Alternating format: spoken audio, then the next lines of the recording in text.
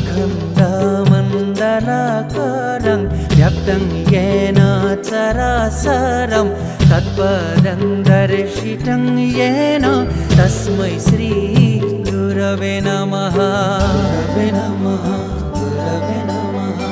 अखण्डमण्डलाकारं व्याप्तं येन चराचरं तत्पदं दर्शितं येन तस्मै श्री गुरवे नमः।